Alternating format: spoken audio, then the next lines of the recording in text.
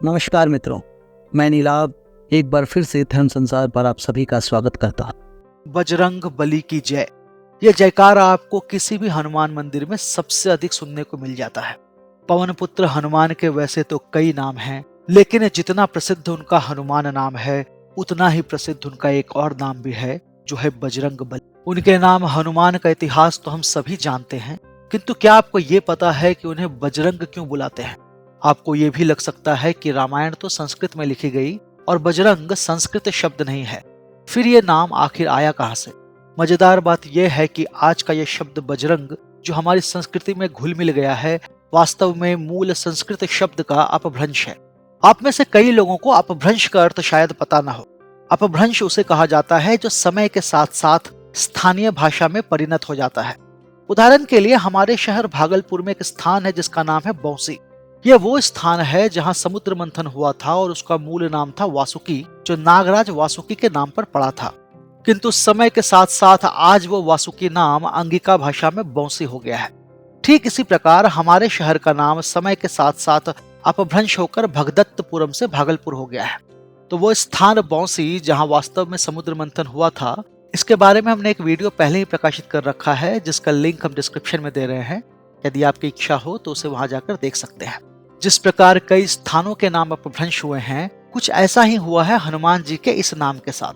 वाल्मीकि रामायण की कथा के अनुसार जब बचपन में मारुति, जो हनुमान का वास्तविक नाम था, सूर्य को निगलने का प्रयास कर रहे थे, तब सूर्य की रक्षा हेतु देवराज इंद्र ने उन पर वज्र से प्रहार किया। इससे मारुति की ठुड्डी टूट गई और वे मूर्छित होकर पृथ्वी पर आ गिरे। इंद्र के वज्र के प्रहार से हनुमान मरणासन्न अवस्था तक पहुंच गए। जब पवन देव ने अपने औरस पुत्र की ये दशा देखी तो उन्होंने प्राणवायु का संचार रोक दिया। देवताओं ने उन्हें बहुत समझाया, लेकिन वे इतने क्रोधित थे कि उन्होंने प्राणवायु वापस नहीं लौटाई। तब स्वयं परमपिता ब्रह्मा ने उन्हें ऐसा करने से मना किया और प्राणवायु का प्रवाह आरंभ करने को कहा। पवन देव ब्रह्मदेव का आदेश तो टाल नहीं सकते थे, किंतु पवन देव ने उनसे अपने पुत्र पर अनुग्रह करने की प्रार्थना की। तब ब्रह्मदेव ने मारुति को स्वस्थ कर दिया और उनके आदेश पर लगभग सभी प्रमुख देवताओं ने मारुति को कोई न कोई वरदान दिया। ब्रह्मा जी ने मारुति को वरदान दिया कि संसार का कोई भी अस्त्र या शस्त्र उन्हें कोई नुकसान नहीं पहुंचा सकेगा। यहाँ तक कि ब्रह्मदेव ने मारुति को ब्रह्मास्त्र से भी सुरक्षा प्रदान की। इसी क्रम में उन्हें एक वरदान देवराज इंद्र ने भी दिया। चूंकि उनके वज्र से मारुति की ठुड्डी, जिसे संस्कृत में हनु कहते हैं, वो टूटी थी, इसी कारण उनका एक नाम हनुमान प्रसिद्ध हुआ। इसके अतिरिक्त इंद्रदेव ने हनुमान को यह वरदान दिया कि उनका शरीर वज्र के समान हो जाएगा और उन पर किसी भी अस्त्र शस्त्र का असर नहीं होगा। तभी से उनका एक नाम वज्रांग अर्थात वज्र के समान अंगों वाला पड़ गया। समय के साथ साथ यही वज्रांग शब्द अपभ्रंश होकर बजरंग हो गया। मूल वाल्मीकि रामायण में आपको बजरंग बली शब्द कहीं नहीं मिलेगा। वहां मारुति अथवा हनुमान का ही प्रयोग किया गया है। बजरंग शब्द को प्रसिद्ध करने का वास्तविक श्रेय जाता है गोस्वामी तुलसीदास को।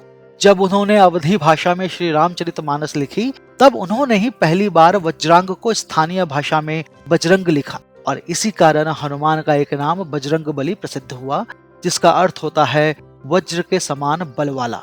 आगे चलकर उनका वो नाम इतना प्रसिद्ध हुआ कि उसे हम सभी भक्त आज तक सम्मान सहित लेते हैं। यदि आपको हमारा वीडियो पसंद आया हो तो इसे लाइक करें, शेयर करें और हमारे चैनल को सब्सक्राइब करें। जय वज्रांग बली।